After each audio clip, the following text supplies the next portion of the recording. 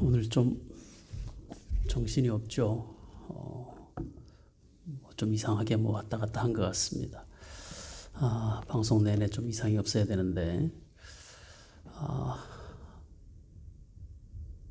좀 너무 화난 것 같기도 하고. 잠시만.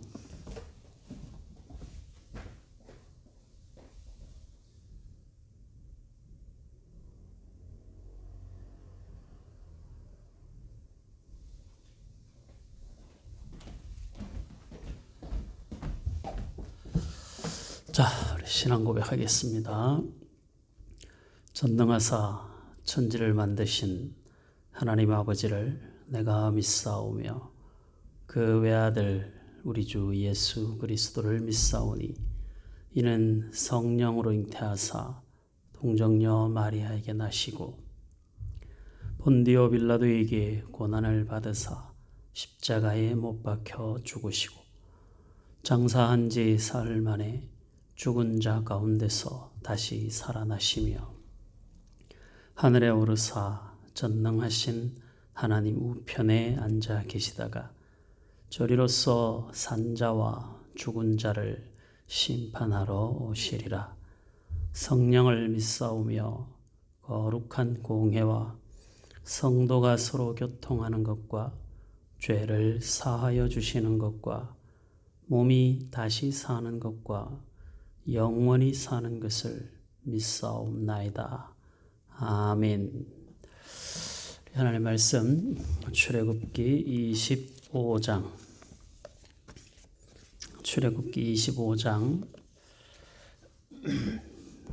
10절로 22절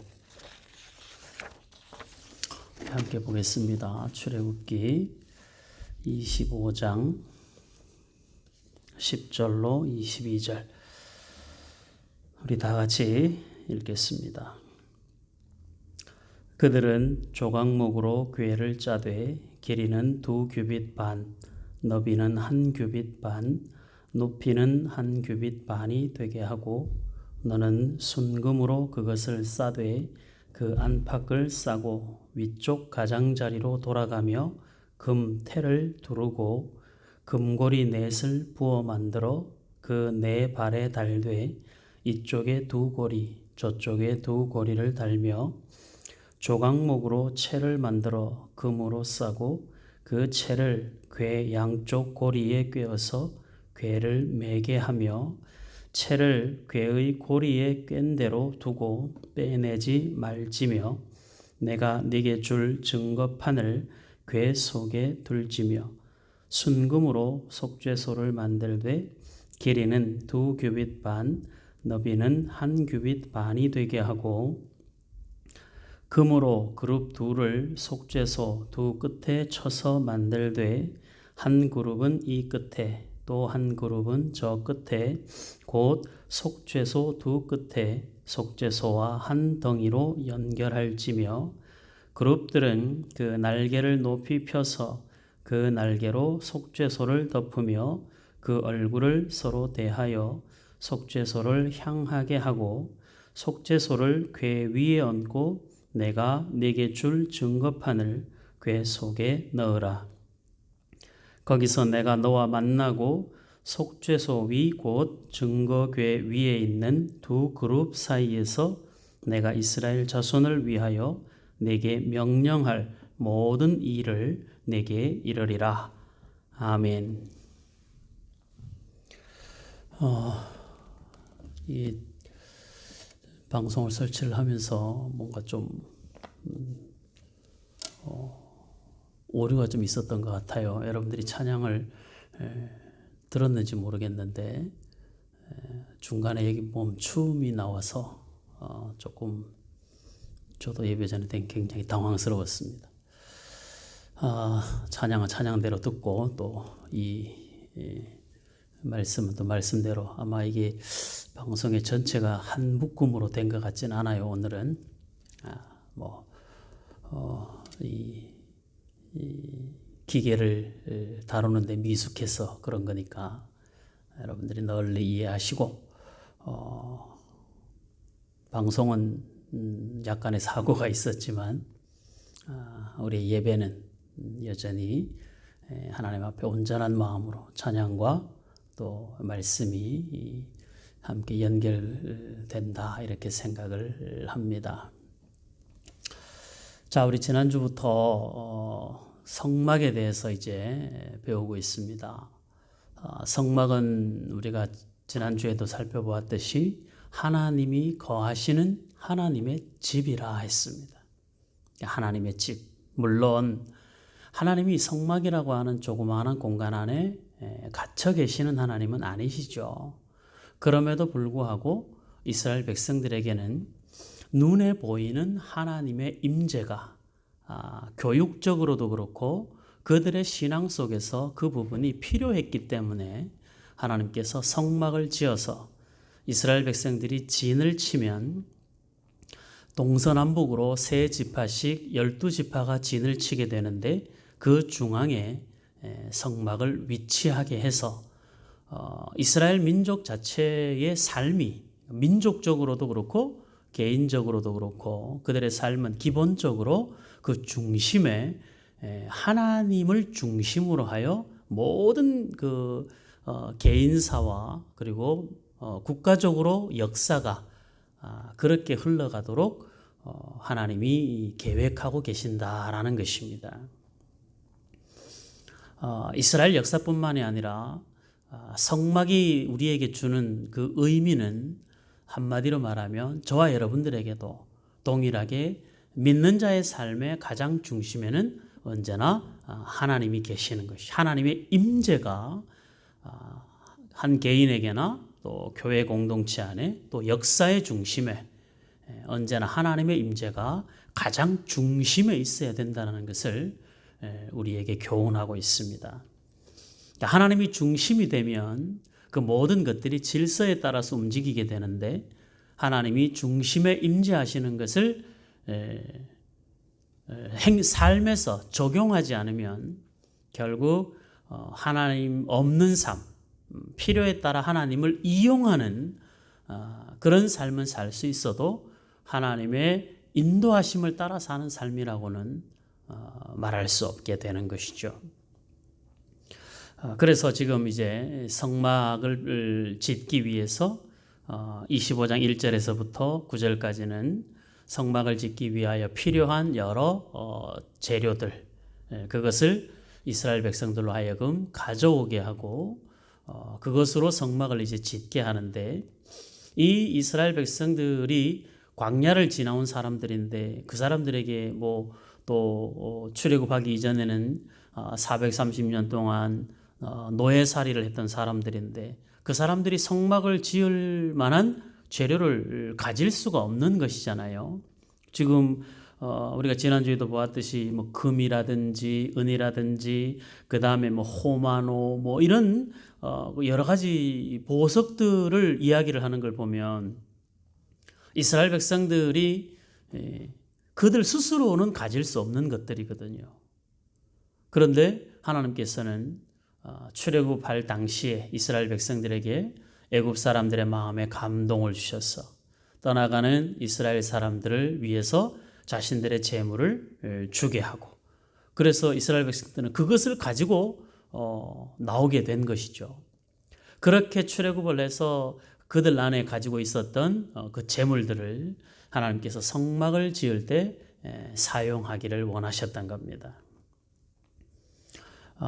결국 우리가 가지고 있는 그 물질을 사용함에 있어서 가장 지혜롭게 사용하는 방법은 자신을 위한 어떤 채움보다는 하나님이 원하시는 곳에 하나님이 기뻐하시는 곳에 물질을 사용할 때 물질은 가장 가치 있게 쓰이게 되는 것입니다.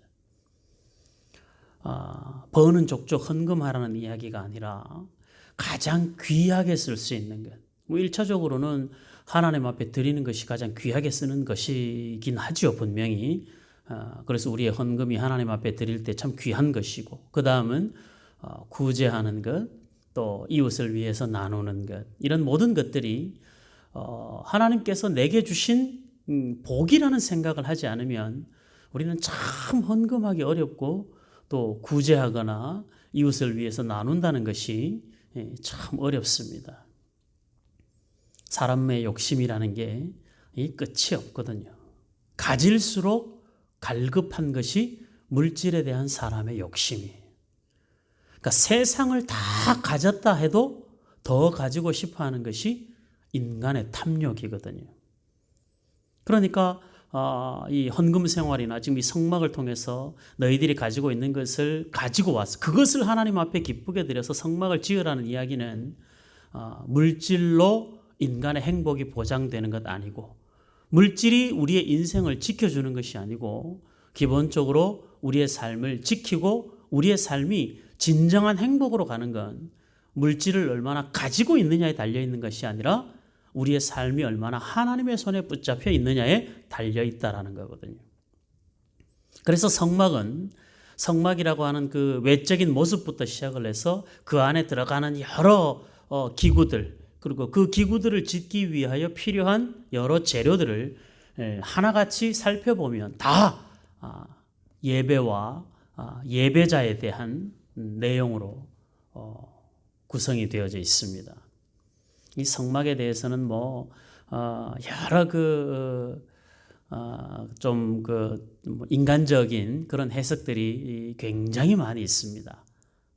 듣기에는 참 은혜로 보이기도 하고 이런 내용들이 많은데, 실제로 그래서 이런 모양들을 물론 교육상으로 만들었겠습니다만은 우리나라에도 몇몇 그 교회나 또 기도원 같은 데 보면 이 성막의 모형을 실제적으로 만들어 놓은 데도 있기는 합니다. 아무리 그런 것을 본떠서 지금 이 시대에 우리가 똑같은 모양으로 만들었다고 하더라도 그 자체가 교육용은 될 수 있겠지만 그 자체가 성막이 되는 것은 아니죠. 성막의 모형을 만들어서 이렇게 생겼다라고 하는 교육을 하는데, 성막이 그렇게 생겼다, 그 안에는 이런 기구들이 있었다라고 하는 것이 주는 궁극의 의미, 하나님이 우리와 만나 주시고 우리가 하나님을 만나기 위해서 거쳐야 할 과정들, 그리고 인간이 어떻게 죄 용서함을 받는지, 하나님이 어떻게 은혜와 긍휼을 베푸시는지가 성막 속에서 확인되지 않으면 그것은 별 의미 없는 교육에 머물고 마는 것이죠. 그래서 이 출애굽기 25장부터 마지막 장까지 성막과 관계된 이야기들을 저와 여러분들은 제가 이 말씀들을 준비하면서 모든 포인트를 다 예배와 관계돼서 말씀을 적용하고 그렇게 연구를 해서 그 은혜를 나누고자 합니다. 자, 성막은 하나님이 거하시는 곳이라 했습니다. 하나님이 거하시는 곳. 이것은 나중에 다윗이 성전을 지을 때도 마찬가지였었죠. 성막이 확장되어서 성전이 되는데 그 성전을 지을 때 하나님이 네가 만든 그 집에 다윗의 고백대로 하늘의 하나님을 이곳에 다 담을 수 없는 것을 내가 안다. 그것을 이제 다윗이 고백을 하죠. 하나님도 똑같이 그렇게 말씀하십니다. 기본적으로는 네가 내 집을 짓는 것이 아니라 내가 너의 집을 지어준다 라고 성전을 건축하고자 했었던 다윗의 마음에 하나님이 하셨던 말씀이죠. 그러니까 이 지금 성막이 가지고 있는 것은 하나님의 임재, 성전도 마찬가지죠. 하나님의 임재. 신약에서의 성전은 뭡니까? 예수 그리스도를 주로 고백하는 우리가 곧 성전이죠. 그러니까 하나님의 성전된 우리, 고린도전서 3장에 나와 있는 하나님의 성전으로서의 우리는, 주의 성령이 거하시는 성전으로서의 우리는 하나님의 임재하심을 담아내는 것으로 우리의 역할을 감당해야 되는 것이죠. 성막에서 가장 중요한 것이 제사, 성전에서도 가장 중요한 것이 제사, 성전된 우리에게서도 가장 중요한 것은 뭐겠습니까? 제사죠. 제사가 뭐예요? 하나님과의 만남이에요.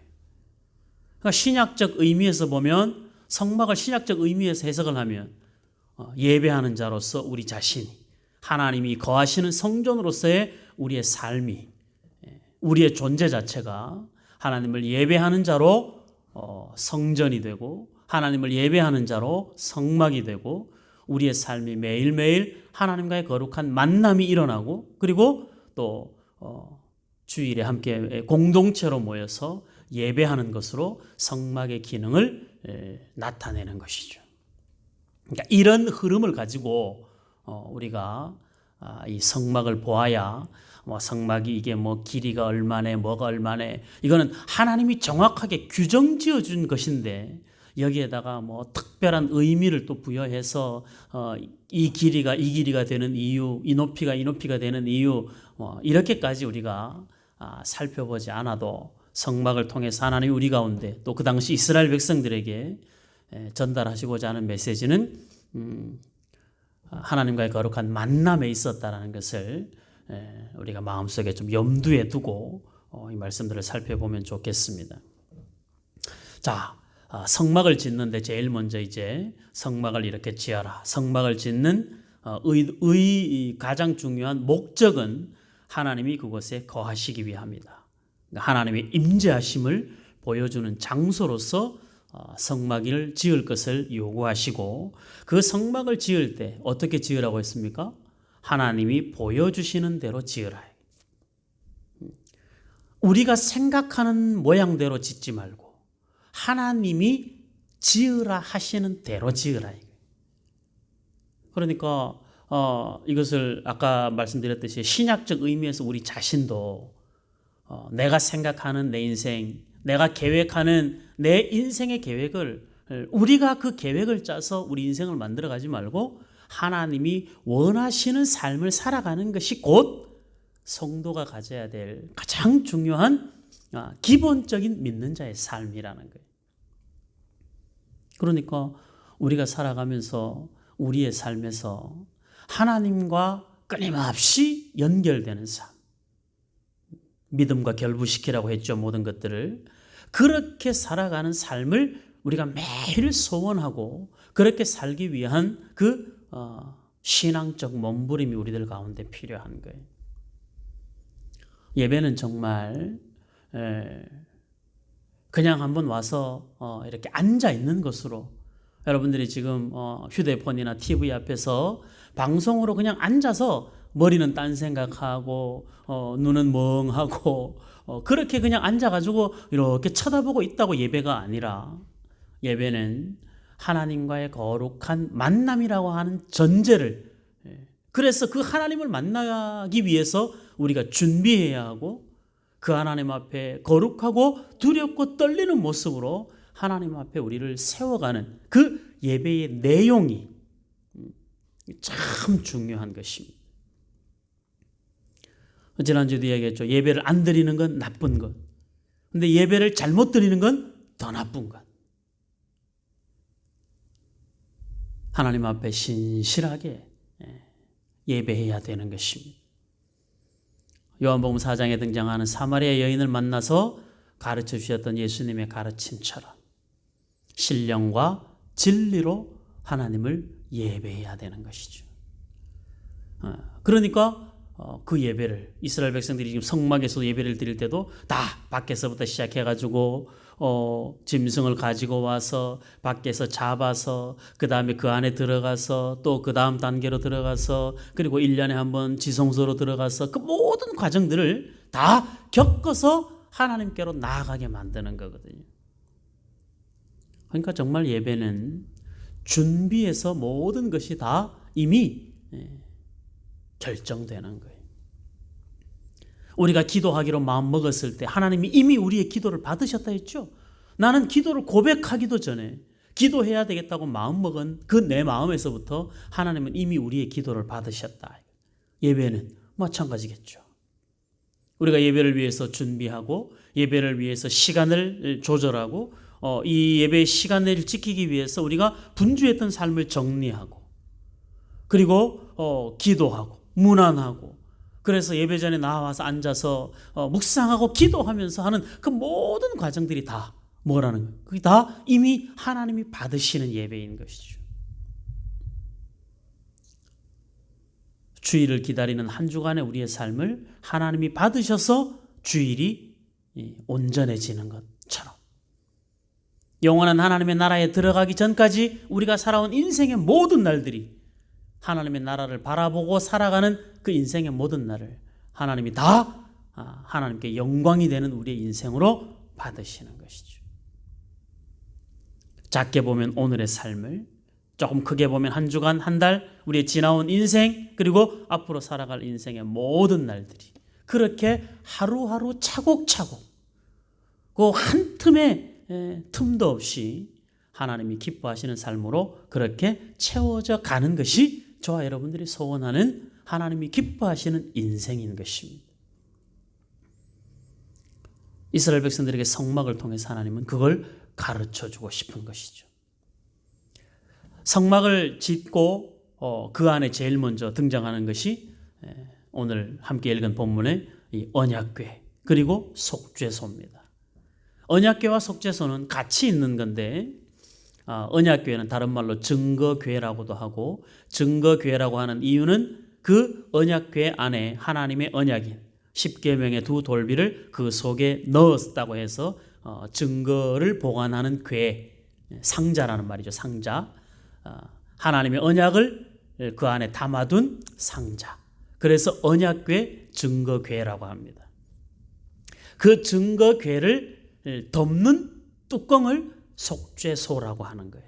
그 뚜껑 위에를 그룹들이 둘이 서로 이렇게 마주보게 하고, 그룹들이 마주보는 요 중앙을 하나님이 여기에서 그러니까 이게 우리가 이제 하나님이 상징적으로 이스라엘 백성들에게 이런 것들을 보여주시고자 하는 그 의도가, 하나님을 우리가 볼 수 없잖아요. 영이시니까. 또 우리는 죄인이니까.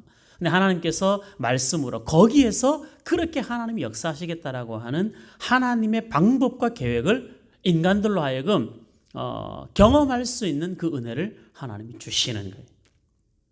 그래서 이 그룹들이 서로 마주보고 있는 이 중앙을 시은소라고 합니다. 은혜를 베푸는 장소, 시은소. 은혜를 베푸는 자리, 그래서 시은좌라고도 하고 시은소라고도 해요. 여기에서 어떤 일이 일어나냐 하면 거기 22절 말씀이에요. 25장 22절에 보면 거기서 요 속죄소, 언약궤를 덮고 있는, 그리고 두 그룹이 서로 이렇게 마주보고 있는 그 사이, 거기에서 내가 너와 만나고, 거기에다가 하나님이 언약궤를, 언약판을 넣은 그 언약판 위에, 그러니까 잘 생각해 보세요. 하나님의 말씀의 언약 그 위에 두 그룹들 사이에서 하나님이 너와 만나고, 이제 그룹에 대해서 내가 다시 설명할 텐데, 만나고. 그러니까 예배의 핵심이 뭐예요? 하나님과 우리와의 만남이죠. 그러니까 하나님을 만나는, 하나님이 우리를 만나기 위하여 임재하여 주시는 그 시간과 장소가, 그게 예배당이고 예배의 시간이라는 거예요. 그러니까 예배는 하나님과의 거룩한 만남의 시간이에요. 인생이 하나님을 만나는 거예요. 그러니까 여러분들 정말 단순하게 생각을 해도 사람이 누군가를 만날 때 그 만나는 대상이 어떤 사람이냐에 따라서, 그 사람이 어떤 사람이냐에 따라서 준비하는 것이 다르죠. 여러분들이 무슨 물건을 살 일이 있어서 동네에 있는 마트에 갈 때 여러분들이 막 이렇게 복장을 막 챙겨 입고 가지 않죠. 가장 편한 자세로 가죠. 그건 거기 가서 만나서 내가 필요한 물건만 사오면 되는 거니까. 거기에 내가 갖추어야 될 것들이 필요하지 않죠. 민망한 옷차림만 아니면 괜찮은 거니까. 그런데 그게 아니라 다른 사람을 만난다면, 친구를 만날 때의 복장이 다르고, 그 다음에 회사에 상사를 만날 때 다르고, 그렇죠. 다르죠. 누구를 만나느냐에 따라서 내 마음도 달라지고 내 복장도 달라져요. 하나님과의 만남이 예배의 시간이라고 한다면, 여러분들 교회에 올 때 복장도 예배를 위해서 교회를 올 때는 복장도 잘 갖추고 오셔야 됩니다. 특별히 이 예배에 순서를 맡은 사람들은 더더욱 형식이 중요한 게 아니라 내용이 중요하다. 맞습니다. 내용이 중요합니다. 그러나 그 내용을 담고 있는 것은 형식이에요. 내용을 가장 빛나게 하는 것이 형식이죠. 형식이 없어도 내용은 존재합니다. 그러나 그 내용을 빛나게 하는 것이 형식이라고 한다면 우리가 주일날이든 또는 예배 시간에, 지금 이 시간 여러분들 예배를 드릴 때도 마찬가지죠. 집에서 그냥 잠자기 바로 전에 편안한 복장으로 그냥 잠옷 차림으로 앉아 있거나 그러면 안 되는 것이죠. 예배자로 앉아 있어야 되는 거예요. 그럼 예배자에 맞는 옷을 입고 앉아 있어야죠. 예배자에 맞는 마음을 가지고 앉아 있어야 되는 거예요. 그러니까 우리가 하나님 앞에 예배를 드리면서 하나님과 만난다고 말은 하면서 실질적으로는 하나님과 만난다라고 하는 그런 생각들이 별로 우리 마음 가운데 그렇게 강하게 있지 않죠. 그러니까 예배를 준비하는 일에도 성실하지 못하게 되고, 예배를 준비하는 일에 우리의 마음을 쏟지 않으니까 예배를 드리는 우리의 마음가짐이나 복장은 말할 것도 없죠. 지금 앉아있는 여러분들 스스로의 모습을 살펴보세요. 정말 하루의 일상에서, 예를 들어서 시골에서 농부들이나 또는 이 도시에서도 정말 노동을 하는 사람들 같은 경우에 예배 시간에 맞춰서 부랴부랴 제대로 씻지도 못하고 그 시간에 맞춰서 달려오는 사람들은 또 다르죠.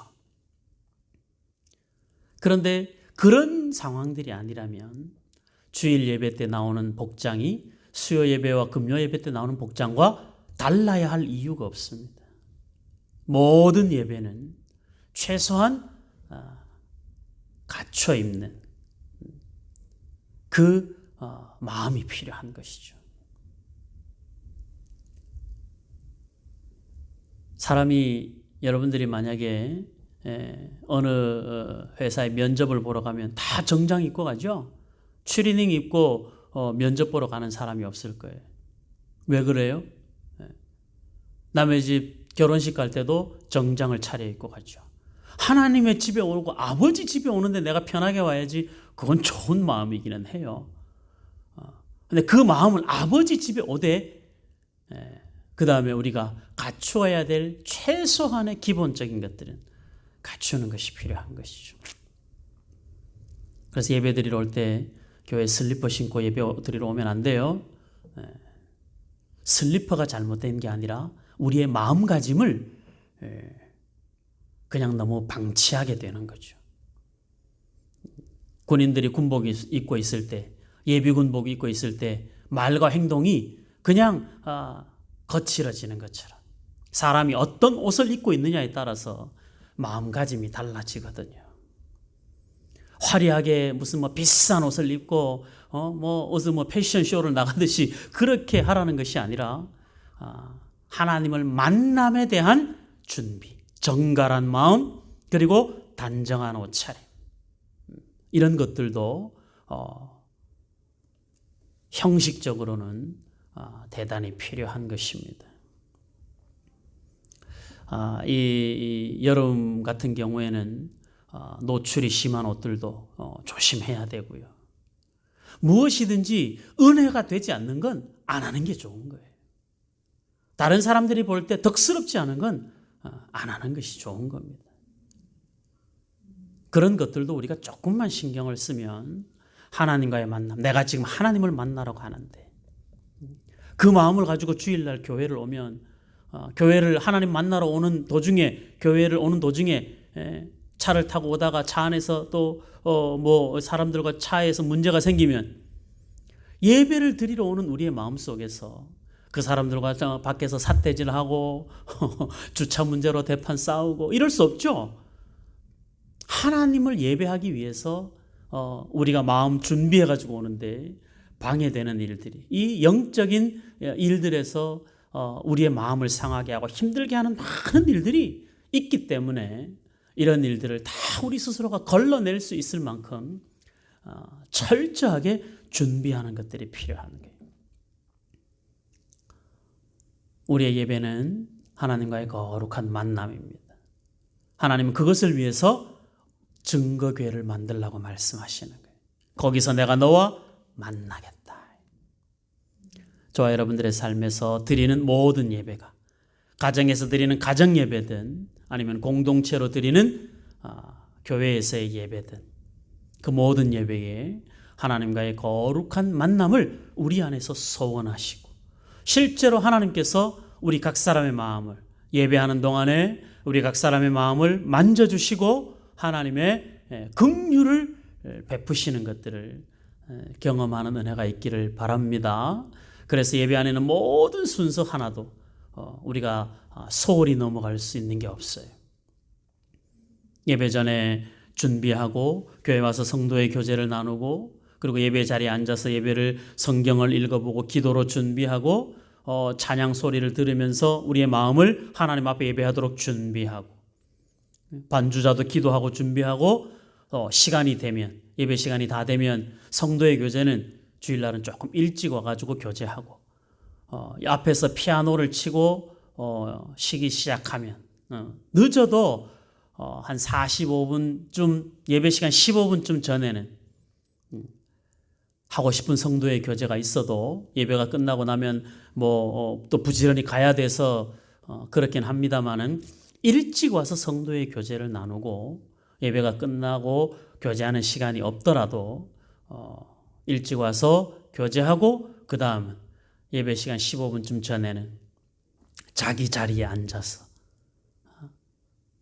반주자의 찬양 소리를 들으면서 같이 그 찬양을 속으로 또는 소리내서 따라 불러보기도 하고 오늘 우리에게 주시는 말씀을 성경을 찾아서 한번 읽어보기도 하고 제가 매주일마다 예배 전에 제가 이 한 30분쯤에 이 자리 앞자리에 나와서 앉아서 우리 아윤이하고 이렇게 준비하고 난 다음에 아윤이 보고 제가 성경을 소리내서 꼭 오늘 본문을 읽게 하거든요.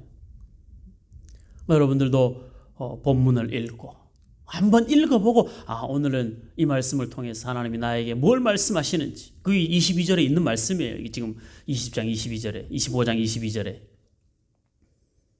그 마음이 우리 안에 있어야 되는 거예요. 그리고 예배가 시작이 되면 찬송을 부를 때 마스크를 쓰고 있어서 엄청 불편하시죠 지금은. 그래도 마스크를 쓰고 있어서 노래를 부르고 할 때 답답하고 또 말을 하는 것이 참 마스크를 쓰고 말하는 것이 불편한 줄 알아요.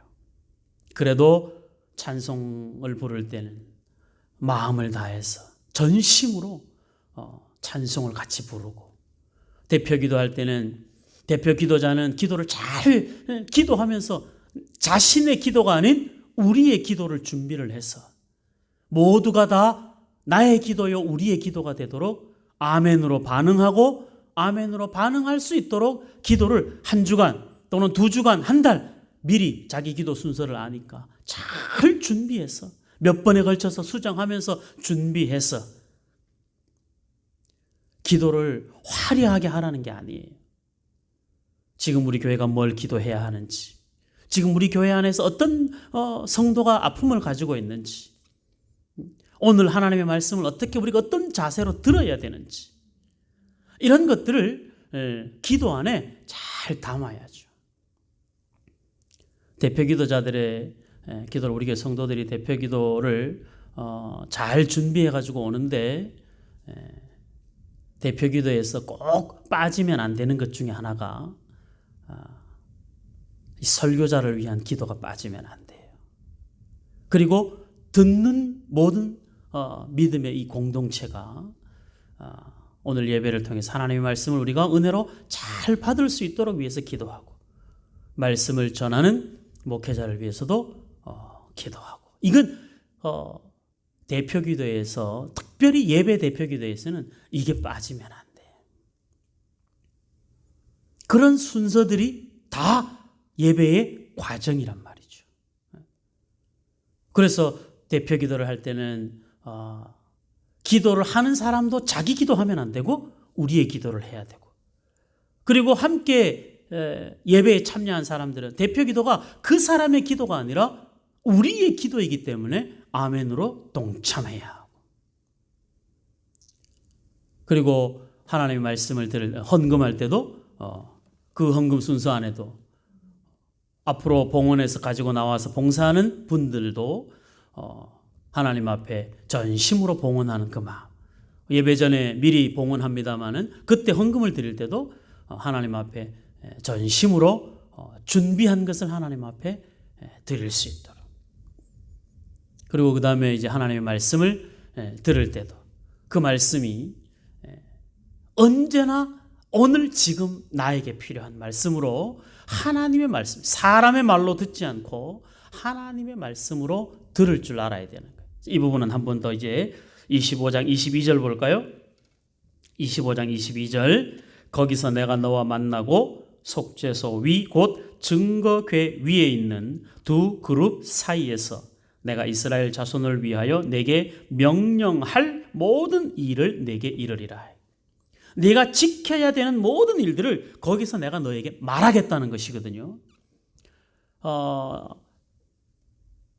기독교가 종교개혁을 통해서 갱신되어지면서 가장 많이 변화된 것 중에 하나가 뭐냐 하면 예배가 의식으로 흐르지 않고 예배가 말씀으로 돌아갔다는 것에 종교개혁에 가장 큰 그 의미가 있습니다. 그러니까 이제 이 시간은 말이죠. 하나님의 명령할 모든 말씀을 너에게 일러주겠다는 거거든요. 그러니까 듣는 자는 하나님의 명령이니 순종할 마음을 가지고 듣고 그 다음에 하나님은 우리에게 필요한 것으로 말씀하시는 거예요. 수십만 명, 수백만 명이 앉아 있어도 동일한 말씀이 각 사람에게 다 하나님의 의도대로 전달되는 거예요. 저건 나와 상관없어. 나는 저거 아는 이야기야. 그게 아니죠. 하나님이 우리에게 명령할 말씀을 일러주시는 거예요. 그러니까 이 말씀은 설교자도 두렵죠.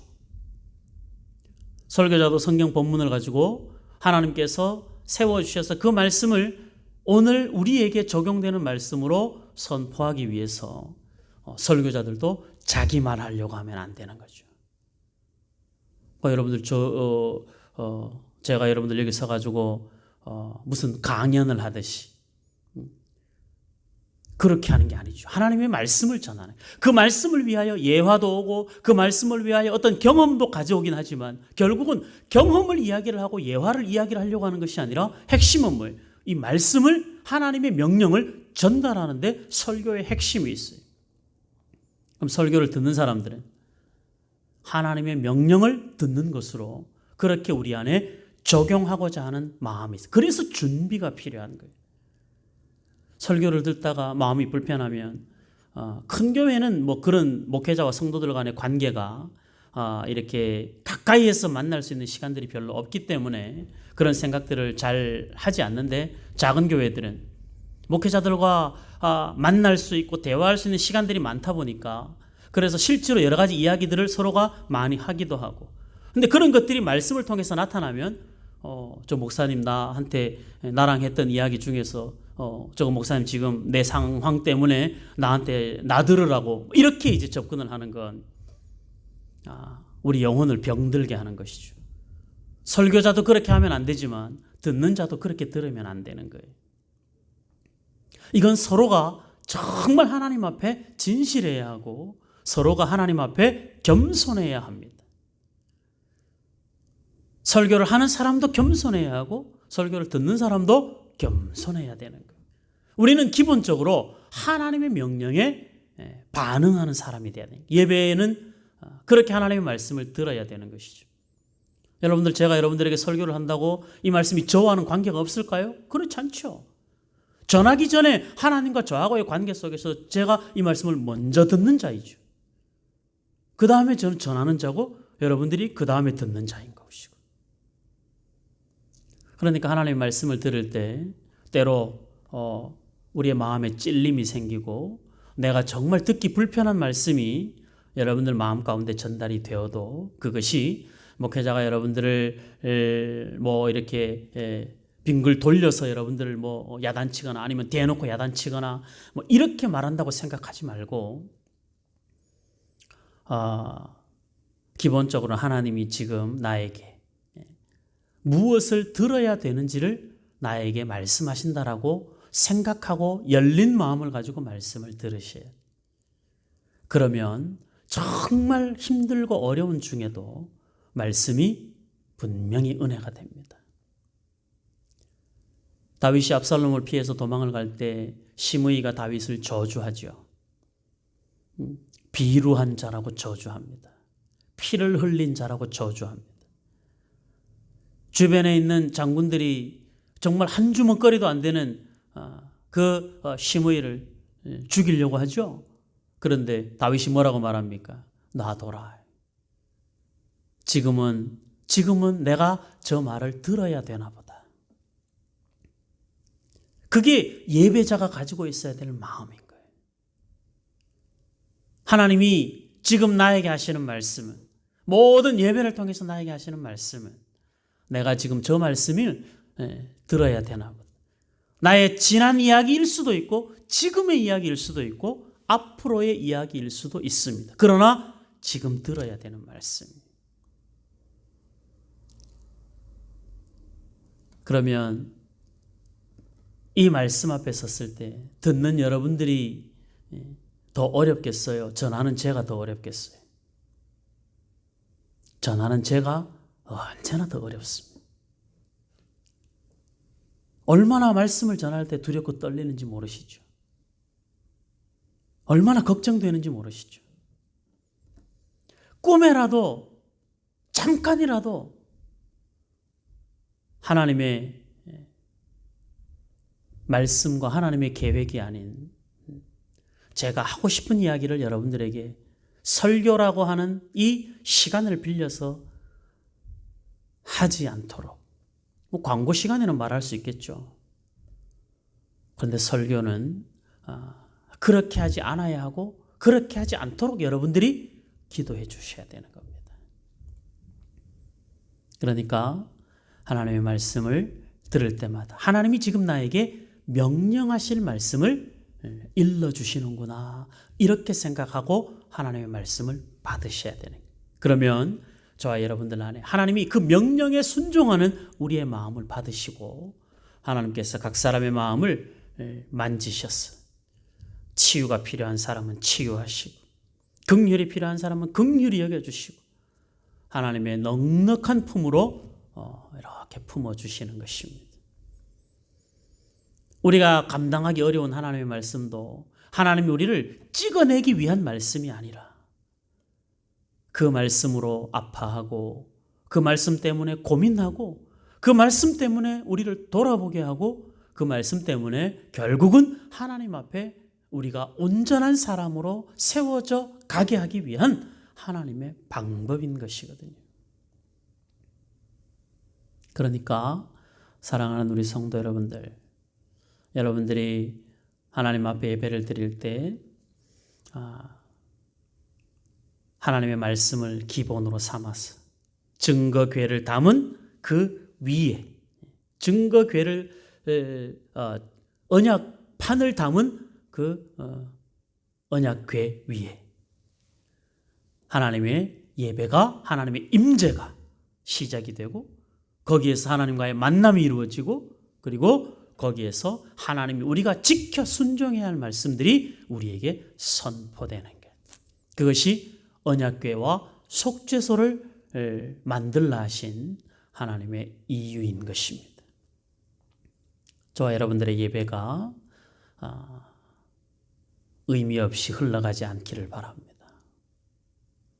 우리의 예배가 자기 만족으로 끝나서도 안 되고 내 할 일을 내가 맡은 순서 하는 것으로 내 예배가 다 끝났다고 생각하면 안 되고 다른 사람들의 예배를 신경 쓰느라 자기의 예배를 망쳐서도 안 되고 예배가 시작이 되면 그 시간은 다른 사람에게 일어나는 모든 일들은 그건 그 사람하고 하나님하고의 문제지 여러분들과 하나님과의 문제는 아니에요. 그러니까 예배에 집중해야 됩니다. 내가 예배에, 다른 사람 예배에 집중할 수 있도록 우리는 우리 스스로를 잘 지켜야 되겠죠. 예배 시간에 왔다 갔다 하면 안 돼요. 그건 자기를 위해서도 안 되고 다른 사람들을 위해서도. 이게 경직된 것이 아니라 이것이 최대한으로 예배를 온전케 하기 위함인 거예요. 사람이 움직이면 누구나 다 시선이 따라가게 돼 있어요. 그래서 예배는 뒷자리에 앉아 있으면 사실 별로 안 좋아요. 내 뒤에 누가 있어도 차라리 그냥 내 앞에 설교자만 있는 게 사실은 제일 좋아요. 자꾸 다른 사람이 하는 행동이 눈에 거슬리고 불편하고 기침 소리 하나에도 반응하고 문 열었다 닫았다 하는 소리 하나에도 반응하고 이렇게 스스로가 예배를 망치는 자가 되면 안 돼요. 또 다른 사람들은 내가 하는 작은 행동 하나가 다른 사람의 시선을 끌고 가므로 지금 하나님의 명령을 들어야 될 하나님의 말씀에 집중하지 못하게 하지 않도록 미리 조심. 그래서 교회 와서 예배 전에 어린아이들 같은 경우에는 뭐 화장실도 자주 가야 되고 그러는데 우리 그 아윤이 보세요. 예배 끝날 때까지 예배 끝나자마자 오줌 참느라고 힘들었다 그러는데 그 얼마나 기특해요. 그 시간을 참고 예배 1시간을 버텨준다는 게.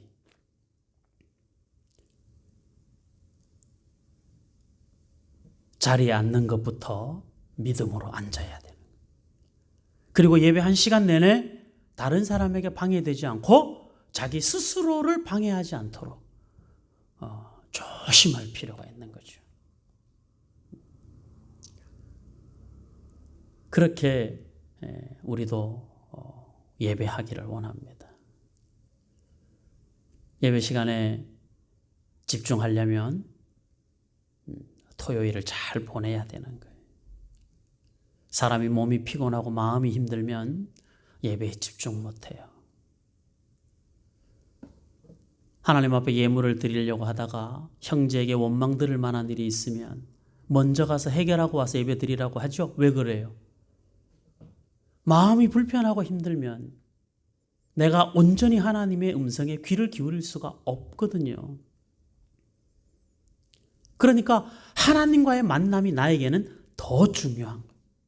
그 사람하고의 관계보다도 하나님하고 나하고의 만남이 언제나 더 중요해요. 그러니까 하나님과 나하고의 거룩한 만남, 그 명령을 제대로 듣기 위해서 빨리 이 부분들을 정리하고 예배에 집중하라는 것이, 그것이 그 말씀이 가지고 있는 의미 아니겠어요?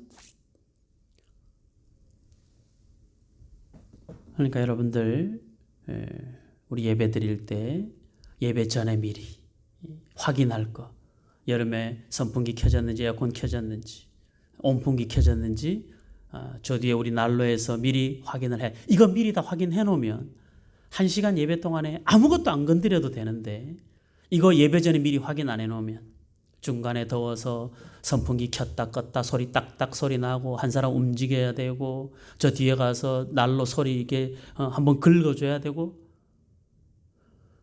이게 우리의 예배를 망치는 거예요. 그렇게 하지 말라는 것이죠. 이스라엘 백성들에게 지금 이 언약궤와 속죄소를 통해서 그 시간은 내가 너와 만나는 시간이다. 네가 무엇을 해야 되는지를 너에게 명령하는 시간이다.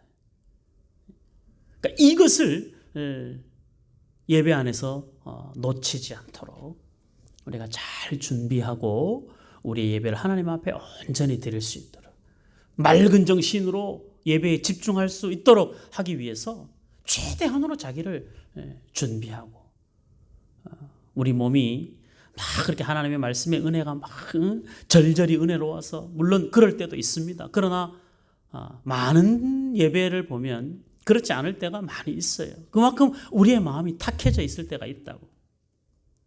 그러면 말씀이 내 귀에 안 들어오고 그럼 자꾸 딴 생각 나고 졸리고,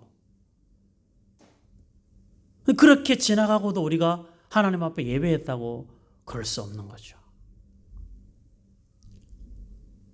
그래서 예배를 드리면서 특별히 하나님의 명령의 말씀을 들을 때는 가능한 한 아멘 하면서 듣는 것이, 그 아멘을 한번 함으로 여러분들 스스로가 그 말씀을 되새기게 되고 하나님이 설교자를 통해서 하시는 말씀을 놓치지 않게 되는 거예요.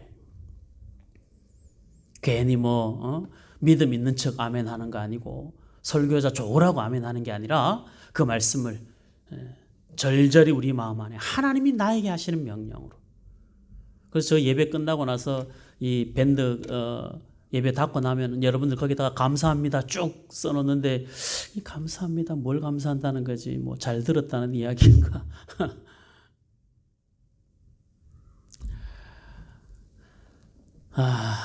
사실은 그런 것들도요.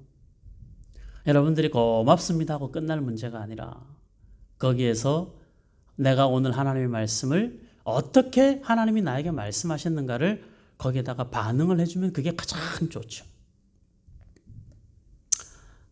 너무 많은 것을 요구하지는 않겠습니다. 어쨌든 우리는 그런 마음들을 가져야 된다. 그리고 예배가 끝나고 설교가 끝나고 나면 또 말씀을 붙들고 기도하죠. 그때도 함께 동일한 마음으로 또 그것이 끝나고 나면 마지막에 이제 하나님께서 세우신 설교자를 통해서 축도를 하죠. 하나님의 은혜와 예수 그리스도의 사랑과 은혜와 그 다음에 성령의 교통하심에 대한 삼위 하나님의 축복을 설교자의 권위에 담아서 설교자 자체의 권위가 아니라 하나님이 설교자로 세운 그 권위를 통하여 하나님께서 각 사람에게 주시는 복의 시간이. 그러니까 기도하는 시간에 왔다 갔다 하고 기도하는 시간에 자기 볼일 보고 이러면 안 돼요. 그건 정말 어리석은 거예요. 다른 건 몰라도 기도 시간에는 온전히 그냥 모든 기도의 내용에 아멘하여 자기의 것으로 받는 게 다른 어떤 중요한 것을 하는 것보다 더 중요한 거예요. 그 설교 끝나고 기도하는 시간에 옛날에는 특히 주방 쪽에 보면은 불도 켜야 되고 이것저것 해야 돼서 그런 일들이 요즘에는 그렇지 않습니다만은 옛날에는 그런 일들이 많이 있었는데 그거 아주 안 좋은 거죠. 밥 5분 늦게 먹으면 되고 10분 늦게 먹으면 돼요. 그것이 다른 사람에게 유익을 주기 위해서 우리 스스로에게 주시는 하나님의 은혜를 우리가 그 밥상을 엎으면 안 되는 것이죠. 그래서 예배는 준비하여 시작부터 마치는 시간까지 온전히 그 모든 과정 안에 집중할 수 있어야 되고 그 과정 안에 순서를 맡은 사람들은 배나 더 기도하고 준비해야 되는 거예요.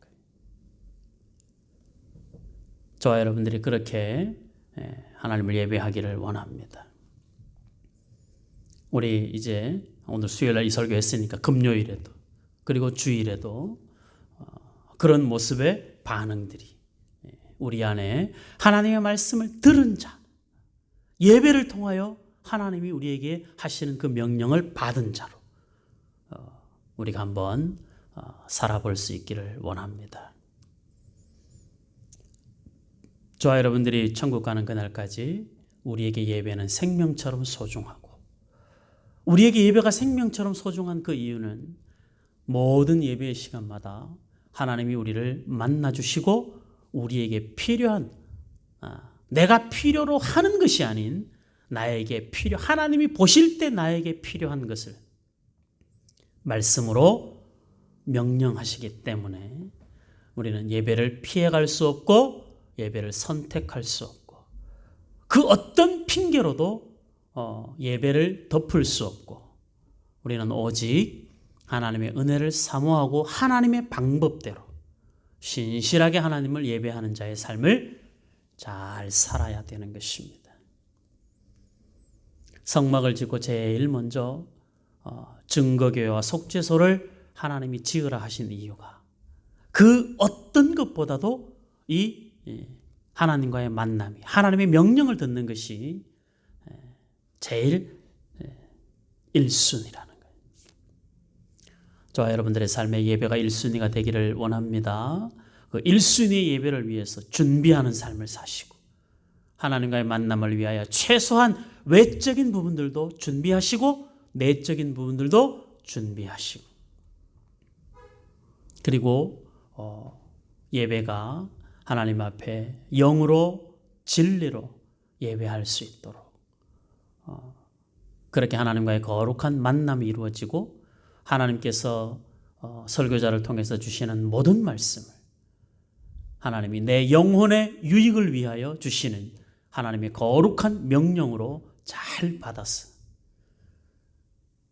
저와 여러분들의 영혼이 하나님의 은혜로 자유함을 누리고 하나님의 은혜로 예배를 드릴 때마다 드리고 나서마다 우리의 영혼이 새로워지고 우리의 삶이 변화되고 그렇게 그리스도를 닮아가는 자로 저와 여러분들의 삶이 모든 예배를 지날 때마다 그렇게 조금씩 더 성장해가는 은혜가 있기를 주의 이름으로 축복합니다. 아멘. 기도하겠습니다. 자, 설교 끝나고 기도를 잘 동참해야 된다고 했어요. 여러분들이 설교자를 통해서 함께 결단하는 시간이니까 기도하겠습니다. 하나님 아버지, 은혜와 사랑을 감사합니다. 우리가 무엇이라고 하나님이 우리에게 은혜를 베푸시고 우리를 긍휼히 여기시는지, 성막을 통하여 하나님이 거하시는 하나님의 임재하심을 이스라엘 가운데 보여 주시고자 하셨던 그 은혜가 예수 그리스도를 주로 고백하여 성령이 거하시는 성전된 우리 자신에게 날마다 하나님이 임재하시는 거룩한 삶을 살아갈 수 있도록 인도하여 주시옵소서. 언약궤를 만들어 그 안에 증거판을 보관하게 하시고 우리의 삶에 언제나 하나님의 말씀이 기초가 되고 바탕이 되는 삶을 우리로 살기 원하시는 하나님의 뜻을 우리가 오늘 말씀을 통하여 깨달았사오니 우리의 삶에 우리의 예배에 언제나 말씀이 바탕이 되게 하시고 우리가 살아가는 삶 속에 말씀이 우리가 살아가는 기준이 되게 하여 주시옵소서. 속죄소 위에 하나님이 임재하셔서 이스라엘과 만나 주시겠다 하신 그 약속이 오늘 우리의 예배를 통하여 하나님과의 거룩한 만남이 이루어지게 하시고 그 하나님과의 거룩한 만남을 위하여 내적으로도 외적으로도 잘 준비하여 하나님과의 만남을 기다리는 저희들이 되게 하여 주시옵소서. 우리의 예배가 형식으로 흘러가지 않게 하시고 우리의 예배가 내용에 집중한다고 해서 형식을 방치하지 않게 하시고 내용을 잘 담을 수 있는 깨끗한 그릇으로 우리의 예배의 모든 순서가 채워져 갈 수 있도록 인도하여 주시옵소서. 깨끗한 그릇에 담겨진 하나님의 말씀이 우리를 향한 주의 명령으로 날마다 귀 기울여 듣게 하시고 하나님이 지금 나에게 하시는 말씀으로 우리가 아멘하여 순종하게 하시고 아멘하여 순종하는 하나님의 자녀들에게 그 말씀이 어떻게 우리의 삶을 만지시고 우리의 영혼을 새롭게 만들어 가시는지 경험하는 큰 은혜가 있도록 역사하여 주시옵소서.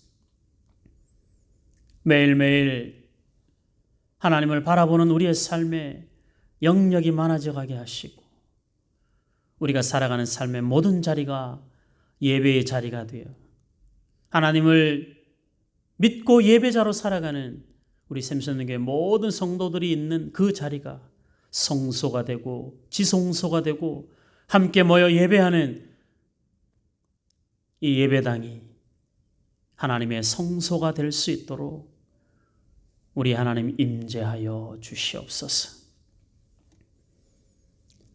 예배를 방해하는 것들을 잘 견디며 이겨내게 하시고 우리 스스로의 예배가 방해받지 않도록 늘 깨어 근신하고 기도하며 준비하게 하시고 우리의 작은 행동 하나가 다른 사람의 예배를 방해하지 않도록 진중하게 예배에 집중할 수 있도록 은혜를 베풀어 주시옵소서. 예배가 방해받아 하나님의 말씀이 우리에게 들려지지 않는 일이 없도록 우리의 몸과 마음을 잘 준비하는 저희들이 되게 하여 주시옵소서. 주의 몸된 교회 연약한 성도들에게 은혜를 베풀어 주시고 육신의 연약함이 하나님의 말씀을 듣는 데 방해가 되지 않도록 붙잡아 주시옵시고 오히려 육신의 연약함이 하나님을 더 간절히 사모하는 은혜가 있게 하여 주시옵소서. 예배를 드리면서 기도하면서 하나님의 말씀을 들으면서 치유되고 회복되는 놀라운 기적의 역사를 경험할 수 있도록 우리 하나님 아버지 예배하는 도중에 마음도 육신도 만져 주시옵소서. 이 모양 저 모양으로 어려움을 겪고 있는 가정들에게 은혜를 베풀어 주시고 하나님을 간절히 사모하며 기다리오니 주의 능력의 손으로 만져 주시옵시고 위로하여 주시옵시고 새 힘을 더하여 주시옵시고 끝까지 인내함으로 믿음의 길을 잘 걸어갈 수 있도록 우리 하나님 도와주시옵소서. 하나님의 말씀이 남의 이야기가 아닌 우리 자신의 이야기로 느껴질 때마다 두렵고 떨리는 마음이 우리 안에 생겨나게 하시고 그 두렵고 떨리는 마음이 우리로 하여금 매 순간을 하나님의 영광이 되는 삶으로 살아갈 수 있게 하는데 큰 힘이 되게 하여 주시옵소서. 코로나가 또 확산되는 중에 있습니다. 하나님 아버지 불쌍히 여겨주시고 우리 샘선교회 성도들을 지켜주시고 우리의 삶의 자리를 많이 절제할 수 있도록 도우시고 그 불편함을 예배를 위하여 기꺼이 감수하는 은혜가 있도록 간섭하여 주시옵소서. 주일 지나고 3일도 은혜 안에 지켜주셔서 감사합니다.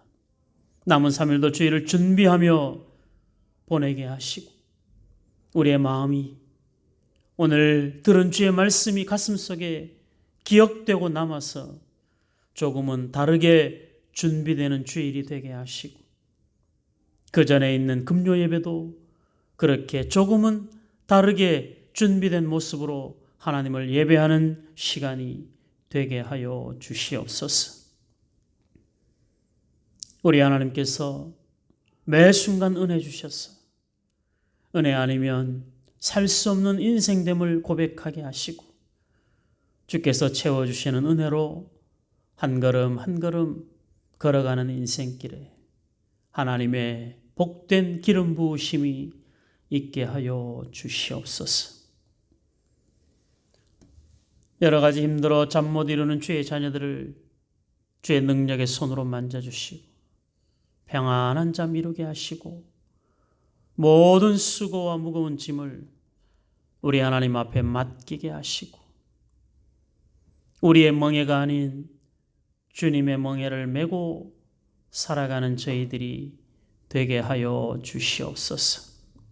진리를 알지니 진리가 너희를 자유케 하리라. 이 약속의 말씀이 우리 샘선능교회 모든 성도들 한 사람 한 사람에게 온전히 적용되게 하셔서 진리 안에서 누리는 참된 자유함이 있게 하시고 그 자유함으로 온 마음 다해 살아계신 하나님을 예배하는 영광스러운 하나님의 자녀된 길을 잘 걸어갈 수 있도록 간섭하여 주시옵소서. 하나님을 사랑하는 일에 열심을 품게 하시고 세상과 우리의 이웃들과 가족들을 사랑하는 일에도 우리의 마음에 믿음을 사용하게 하여 주시옵소서.